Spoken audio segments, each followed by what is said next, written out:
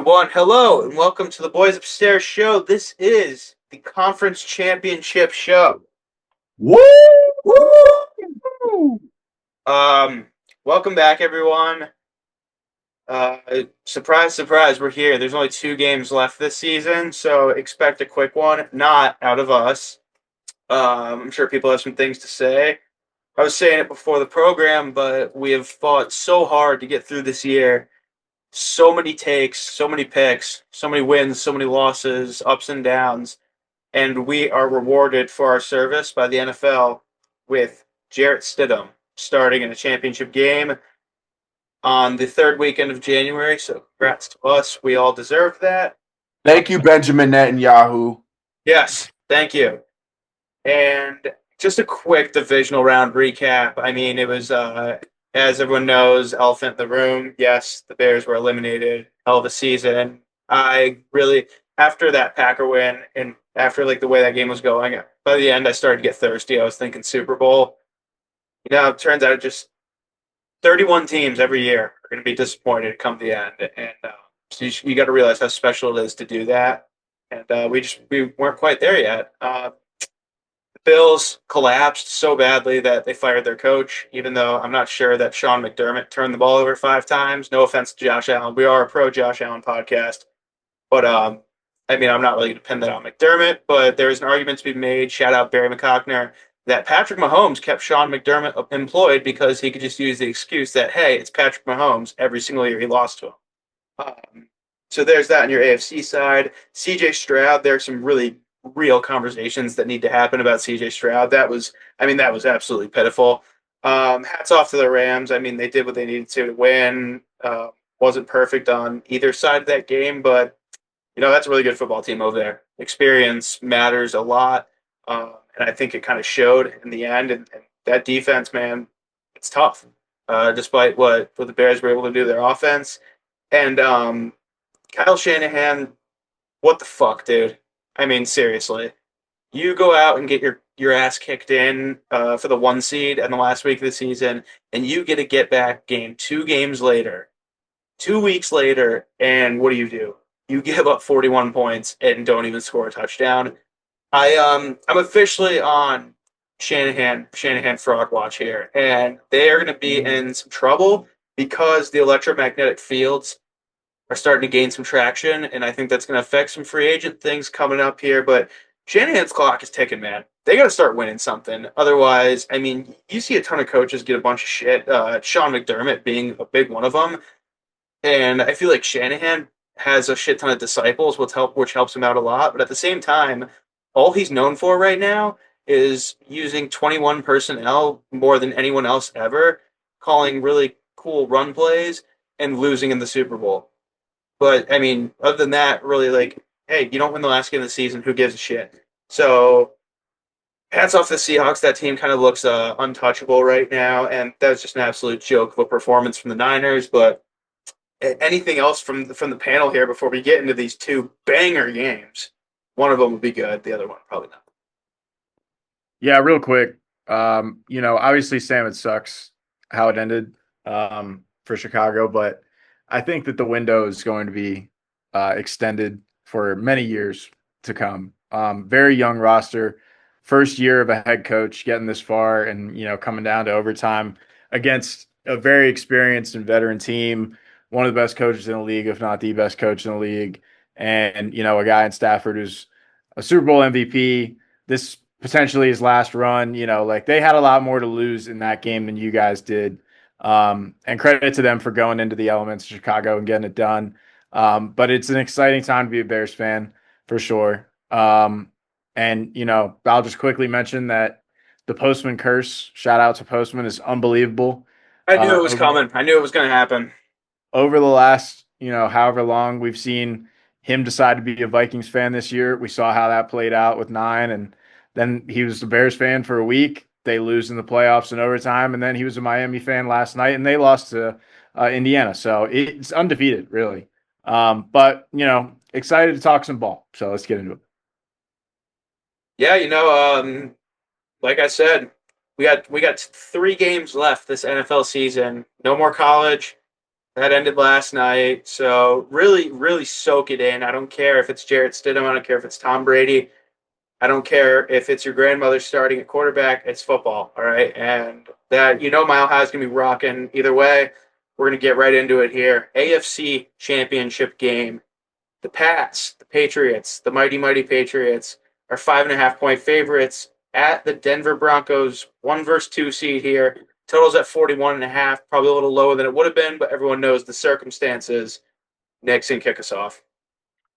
Yeah, I mean, it's just so unfortunate for Broncos fans. You win a huge game against a team that pretty much nobody gave you a chance against in Buffalo.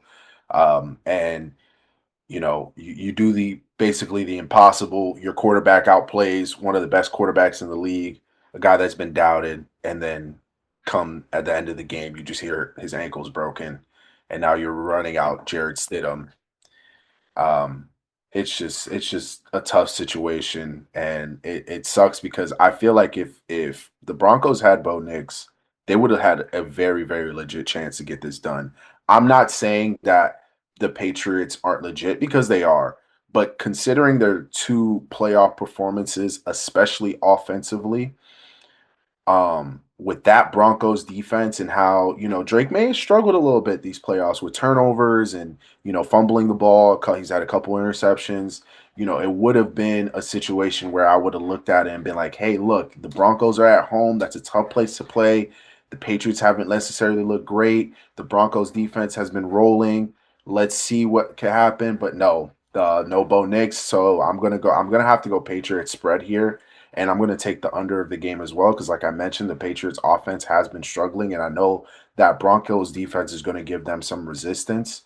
But ultimately, I don't think Jarrett Stidham is going to be enough, especially in like those third and long situations where, you go run, pass, and it's 3rd and 7, and you have to have a certain first down just to keep a drive alive, to give your defense some rest. I don't know if Jarrett Stidham could bring together enough of those drives to give the team a chance. I don't see it. I'm taking the Patriots here, but I think it's going to be low scoring. I'm thinking like 21-6. Anyone else taking the Patriots? I know Cam is. I'm riding with the Pats. It's kind of funny. I got a lot of Pats fans, and they're like, "What do we need to do to be considered a real team?" And the fact they're playing Jarrett Stidham doesn't help their cause. For they haven't beaten anybody, but I think they are the better team with Stidham at QB, regardless of what the narrative is. And I think they will cover. I think it might be a shit show. Um, so yeah, I'm gonna take the Pats. I'll go in to give some hope to give some hope for the Broncos here. And this is kind of the same feeling I had last night in college with Miami, Indiana. I feel like this could go two ways. It could be a real dogfight that ends up with Denver really in it to the end and possibly even winning this game, or it's just going to be a laugher for the Patriots and really put the NFL in a tough spot, being just one of 2 games left. Um, but I mean, we all know who Jarrett Stidham is. Open invite to the pod. He's started games before. He's had a couple stretches as a starter, but obviously wasn't really the guy. So there's a reason he's in the position he's in. But what I do respect about the situation is Sean Payton, who was dubbed an asshole for his media interaction before the last game, coming out right away, giving the news and saying, "Yep, Stidham's got. We're going." Not missing a beat in preparation there. I think that's a good standard to set as a coach, and it's like I think he's got the team ready and that like, hey guys, this is business as usual. We lost our guy. We're in the AFC Championship. Like we're not stopping moving here. Um, this is the same operation. We're going. If you're on defense, forget it. If you're on offense, we're gonna work through this. So I kind of like the way he handled that. And for the Patriots on that side, I keep comparing this to college, but the Patriots are giving me a little bit of an Indiana sense right now in that nothing has gone wrong for them. And I'm not going to say they haven't faced any adversity, but when it's like no one's ever made them pay for a mistake this year, it seems. Every time Drake May has a bad game, they give up 6 points and it's whatever. Yeah, they still win the game by 2 scores. You saw it in both of these playoff games. Drake May, I think, is an incredibly talented player. I think he's had a tremendous season. I don't think he's been very good at all in both of these playoff games. And I don't think either of those wins were because of his performance. I think a lot of the players around him made some incredible plays. I think some things broke their way, and he was kind of the beneficiary of that, and played against two of the shittiest playoff quarterbacks in recent memory, in C.J. Stroud and Justin Herbert. And that was one of, arguably, if not the worst quarterback performance that we've seen in the playoffs for a few years now out of C.J. Stroud the other day. And it's like I said, it's nothing really against the Patriots. Someone's going to test them eventually. I don't think they waltz into a Super Bowl with a second-year QB like this. And I think the Broncos are ready for that, to take on that task. And we saw it last week. Like, I think if the Patriots don't turn the ball over, they're not going to really have any problems, and they should be able to walk out of here with a win. But you saw Josh Allen go in there, and he can be a world beater for 58 minutes, but he makes those plays where it's like he turns the ball over. And that can come at really costly times, give the other side a huge spark, and put them in position. I'm going to take the under here, because at 41.5 in a game that Jarrett Stidham is starting in Denver in the winter this late, I feel like that's just kind of a given. Although 41.5 does seem a little high for a backup quarterback, unless Vegas is kind of betting on the Patriots just to put up 35 or something. But I'm going to play devil's advocate here. I'm going to give the Broncos a chance to cover 5.5 and possibly a chance to even win this game, because I don't remember a time in recent memory where the public has just pretty much chalked up a championship game like this. So you heard it here, Broncos. You guys got a chance to go out and do something special. Do it. Although I will close it on this note. If Roger Goodell sees there is any chance of Jarrett Stidham being in the Super Bowl this year, he's going to make a call. So I'm just going to cover.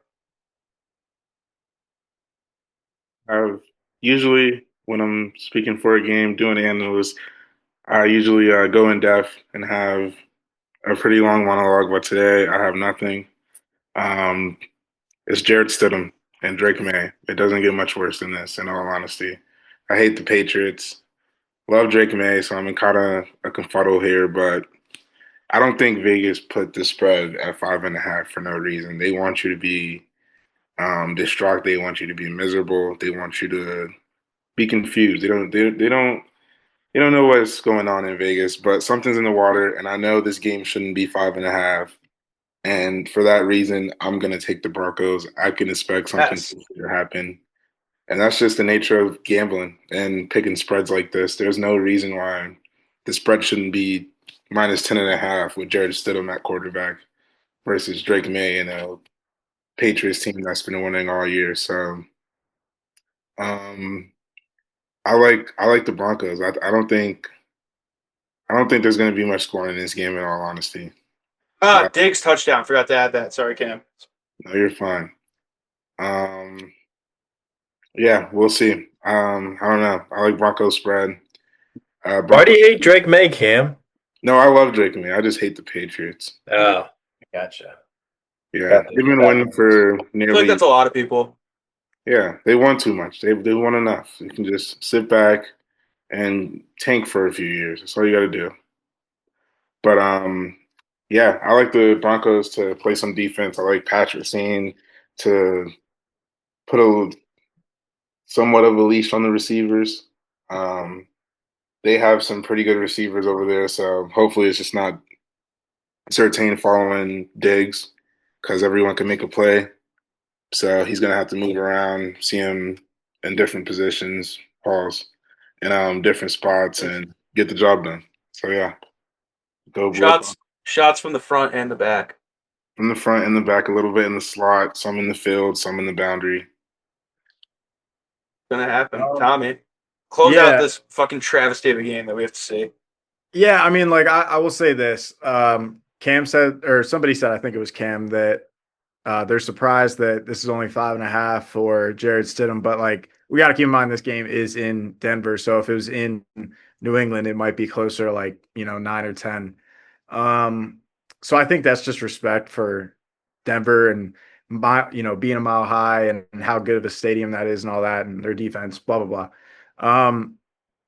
It is like Cam said. I think he said kerfuddle. I believe it's pronounced kerfuffle, but it is definitely that. Because I really do hate the Patriots, and I also am at risk here of like, the Patriots have 6 Super Bowls, Steelers have 6 Super Bowls, so you don't want them to get 7. So I don't want them to win this game. I also disagree with what Sam said about, Goodell making a call because he doesn't want Stidham in the Super Bowl.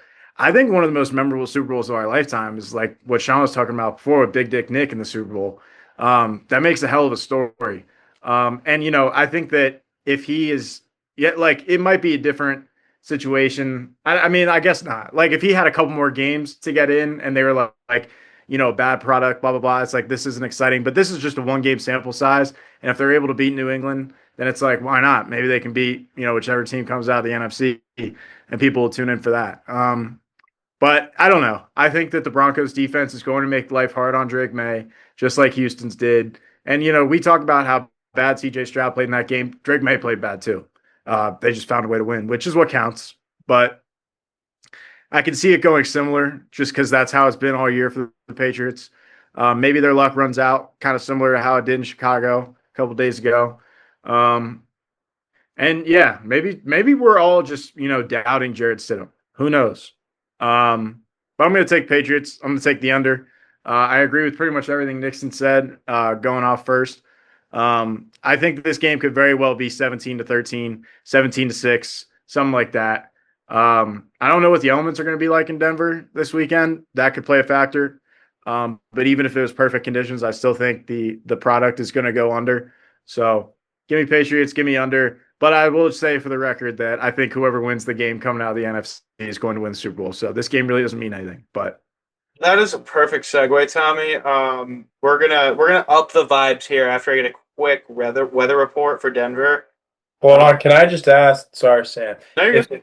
if Stidham wins this game, is he getting a starting job somewhere next year? I mean, maybe if he like throws for 450 yards and 4 touchdowns, but if they like win a defensive battle 17-13, then I don't think so. What if But he wins a Super Bowl? What if he yeah, takes the Broncos all the way? I mean that's exactly what happened with Nick Foles. I forget what team he went to, the Bears or the Jags or one of those after Yeah, he was the Bears star. I don't think he came on as a starter, but when Mitch got hurt, he filled in for a while. Like there's a lot, but I don't know if he gets a starting job, but there's a lot more trust.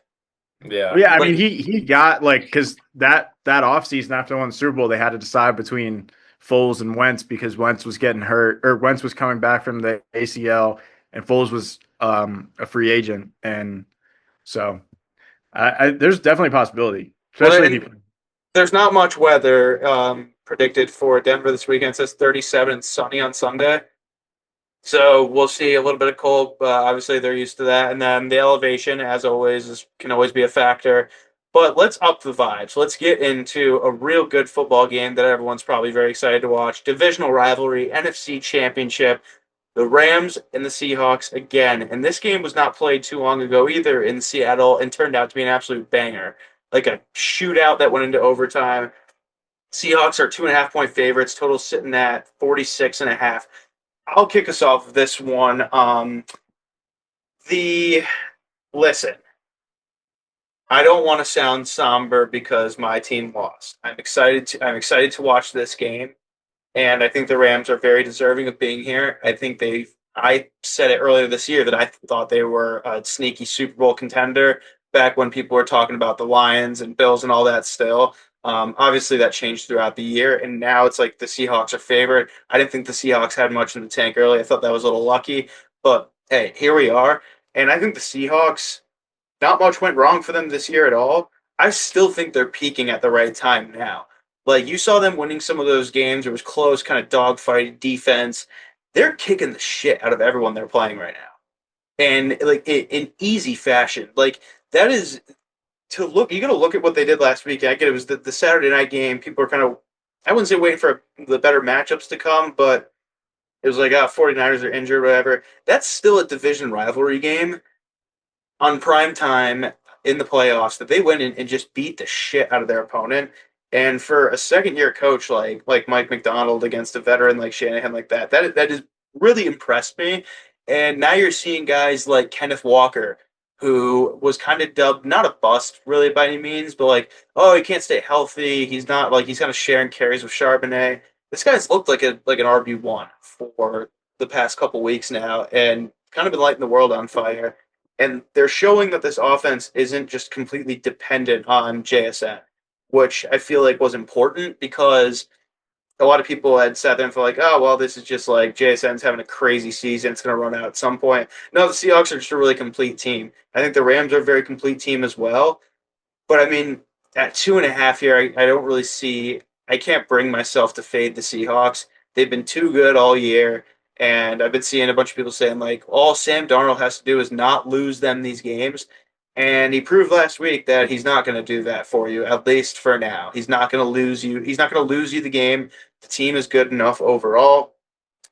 46.5 is a little bit of a sketchy total here. We saw last time it was a shootout, but we also see both of these teams can play in either style of a game. You saw the Rams go band for band with however many teams all year. I forget. God, it's been such a journey. I forget who they played in the wild card round. Tommy, who they played in the wild card round?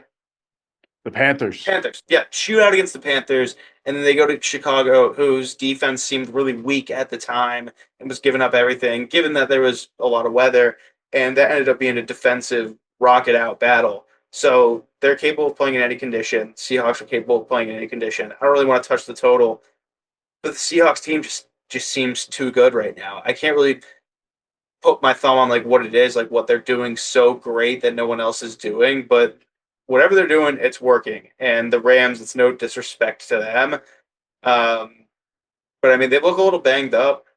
I don't think Stafford's at 100% right now. I know Devontae Adams isn't at 100%. He's definitely coming off a concussion, concussed. Whatever. He's taken some big hits in both of the two playoff games they've played. Puka was relatively a non-factor in Chicago for the most part. He had a couple good catches, but nothing really to write home about. After the first half in Carolina, he didn't do much either. So they look pretty human on offense right now. And facing a sick defense like the Seahawks is going to be a test. And I think I'm really banking on Kenny Walker to have a game here, but he is minus 175 to score a touchdown. So ethically, I cannot do that. I'm going to put one for Kyron Williams to punch it into the end zone. I don't know if the Rams are going to win this, or I don't think they are, but I think they're going to score. But yeah, that's my take on this. I think the Seahawks are going to win it all. Did everybody go already? No, only I've gone. Sorry, type. Just pulled a Sean there. But I like the Rams in this game. I love JSN, and it pains me to not take the Seahawks and Sam Darnold and everything that he's done in his career, from being with the Jets to the Vikings to here, there, and being terrible. And it's great to see him do good. But the Rams, I just feel like they have it. They play terrible versus the Bears, and it's just like Sean McVay. I feel like he just coaches away. He coaches his way through it. He figures out schemes. He knows, and it's hard to beat a good coach. You could always outplay a team, but if they have a better coaching scheme, then you're doomed from the start. And I feel like that's what it is with the Rams. Like, and they have so many weapons to scheme you up against. You got Kyron Williams, you got Devontae Adams, you got Puka, you got Stafford, you got Higbee, you got like there's so many pieces to the offense. And you got Blake Corum, you got bench pieces that can come in and make a random scheme just look like a great play. So I feel like the Rams are going to win it all. I feel like they're going to beat the Seahawks. The Seahawks I know there's all this talk about their defense and how their defense is carrying them secondary to the Legion of Boom or whatnot. But I don't think they have it. I don't think they're ready for Sean McVay and what he has to scheme up in the playoffs. So McVay spread, McVay to the Super Bowl. McVay's going to win the Super Bowl. So yeah, go Rams. Hate to see it. Hate to see it. Should have been the Dolphins. Yeah, I tend to agree with pretty much everything Cam said. I think that we haven't necessarily had to see Sam Darnold face crazy pressure in the playoffs yet. And so that is going to definitely probably be a big thing in this game that I'm sure McVay is going to try to create. Jared Verse and that defensive front led by future Steelers head coach Chris Shula potentially. I think that's going to be a big deal in this one. And I do think that, like Sam said, or like Cam said, I think that Seattle hasn't had to really beating 49ers last week. Yeah, it was a divisional matchup, but they were super injured and kind of outplaying expectations. And I think that this is going to be really the prove it type game for them. And if they win, I completely agree. I think they're going to win the Super Bowl. But I do think the Rams are going to find a way. I just envision seeing Stafford up on the Super Bowl podium, accepting, the Lombardi, and, probably not at the exact moment saying that he's done, but like we know that he's probably done. And he'll announce it in the offseason or whatever. Like I can see that storybook type deal. So yeah, I mean, this is going to be a great game. I'm really excited for it. And I think that the Rams are going to find a way. And maybe they don't, but they'll probably cover 2.5. I was going to take the Kyron touchdown too, but yeah, I am going to take the Kyron touchdown. You got to take at least something. Yeah. You never know with pass catchers. Like you got JSN, you got Puka, you got Devontae, but like it'll be somebody random like Torrey Horton scoring a touchdown. So I'm going to take Kyron and the Rams. All right, I'll go because this game, like you guys have hit all the points. It's a tough game to pick because we have this sample size because these guys are divisional opponents, and they split the games. One game was a shootout with a bunch of turnovers by Sam Darnold. Another game, the Rams were outplayed, not thoroughly, but they were outplayed, and Seattle won at home, and it was a tough game. It's almost like my brain is telling me Seattle, but my heart's telling me Los Angeles, and I think I'm gonna go with my heart because you always should. Yeah, I just think that the Rams are built to win in this type of setting on the road, tough environment. I think I love, and like I said, I've talked about Mike McDonald to the I wish he was the Ravens head coach, but I still think him being a young head coach and this kind of being his first time in the fire as a head coach. I know he was in the AFC Championship as a DC, but it's a little bit different when you're the head coach or the leader of men, and you're going against the McVay scheme like Cam already pointed out. And another thing that wasn't brought up either is Sam Darnold has, I believe, 6 turnovers combined in the 2 matchups against this Rams defense. One game he had 4 picks, and the other game he had 2. I did not remember. That is actually quite important. But that game that he had 4 picks, they still won somehow. So they did still win, but it's something to note that it's a defense that he's seen and that he's very much struggled against. So, that's more analytical, but I'm just going with my heart here. And I also have a resident Rams fan that would like to chime in about her team and Landman also has 2 career interceptions and they're both against Darnold, so Landman, shout out Colorado. Landman interception. Shout out Colorado, Nate Landman. Landman interception. Lock it in. Yeah. I'm putting that on the card for you. Yeah, I could agree with that. I also feel like it's so much better to be like, fuck, we lost, but he threw 4 interceptions. Like, we should have won that game than being like, we just fucking lost because you threw 4 interceptions. Yeah, if you're a Seahawks fan and it's like, all right, yeah, we lost because Sam Darnold threw 4 interceptions. That's got to be like a sick feeling to go away with. But I mean, even if you win, it's like we won, but Sam Darnold just threw 4 fucking interceptions. Like, never a good sight. I know that's how Miami fans were feeling yesterday. It's like Carson Beck only threw 1 pick, but it was the most egregious pick of all time. And you're just like, holy fuck! 3 losses they had in the whole season. Threw a fucking chicken tender pub sub with extra mayo on it. Like, what the fuck? Yeah, that was terrible. Well, I think a lot of the decision making in this goes to that people are having a really tough time grasping that Sam Darnold is 8 quarters of football away from hoisting a Lombardi trophy. could you realistically in your head see Sam Darnold holding a Super Bowl trophy?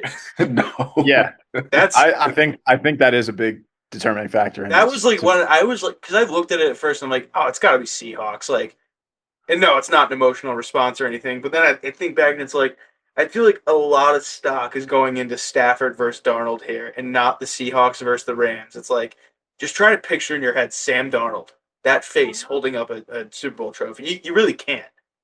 And we talked about this last week too, but it's like, we know ball. We've been doing this for a while now, all of that stuff.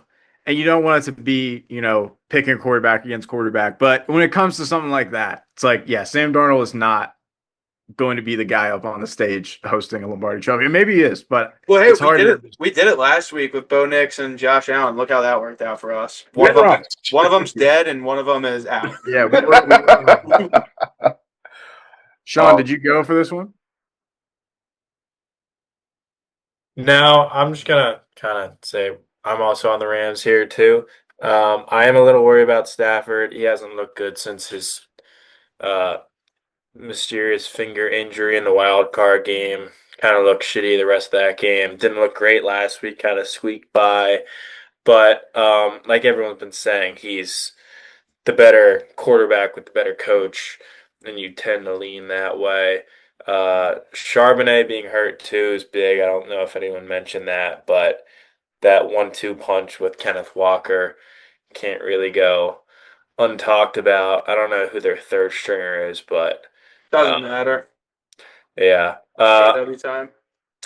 But I'm gonna throw in a Colby Parkinson touchdown as well. Like that. I like that a Little lot. tight end action. He's been balling. He had like a sweet one hand grab a couple weeks ago, didn't he? It was at the Panthers game. I think it might have been, yeah. Yeah. Yeah, give me him and give me the Rams here. I feel like that's something that's just a quick conversation note to close it out on is like adding on to the Sam Darnold versus Stafford thing. It's a lot of, and it's no offense to what you just said, Sean, but like fear of the unknown. It's like you're looking at established guys, McVay, Stafford, Devontae Adams, Puka Nakua, and you're just like, or not like I wouldn't say Puka exactly because they haven't been. He's only been there once or whatever. But it's like you see these guys around so much in this playoff environment, and like this is really the first taste you're getting of Sam Darnold, Kenneth Walker, JSN, Rashid Shaheed, who's been a baller in or was a baller in that game at least, and has been pretty good since coming to Seattle. It's like, and the coaching advantage too. It's like Mike McDonald seems to know what he's doing, and this Clint Kubiak guy as well, who will most likely not be there next year. And I think the fact that there's still so many head coach vacancies without a lot of news makes that very telling. But I mean, yeah, you never know until you know, and it was the same kind of thing back in the day when Belichick would go up against Mike Vrabel and whatever. It's like, oh, well, it's Tom Brady and Belichick until it isn't. And I'm not saying McVay and Stafford are like that. Stafford is because he's at the end of the road. McVay's not. But I mean, you got to keep an open mind to some extent. Yeah. I agree. Well, great analysis, boys. Quicker one today. Not as Well, it was many. only 2 games. Only two Yeah. games. Not as many games. Only 3 games total. And yeah, so enjoy this weekend, regardless of how you feel about last weekend. I know I'm still a little tainted, but don't let that affect the rest of you. And guys, we got one more after this. It is the T-Bus annual Super Bowl Super Show. Um, so heads are going to pop out for that. We're going to pick Tell the your game. friends. Yeah, Get yeah. ready, Tell your get friends. ready to win $1 billion with my parlay coming Yeah. up. Yeah. It is one of the most fun ones of the year because we pick one game and then we just bet on stupid shit after that. So be sure to tune in, like and subscribe, tell your friends, and go football. Go. Enjoy it. Enjoy while we got it. Enjoy it.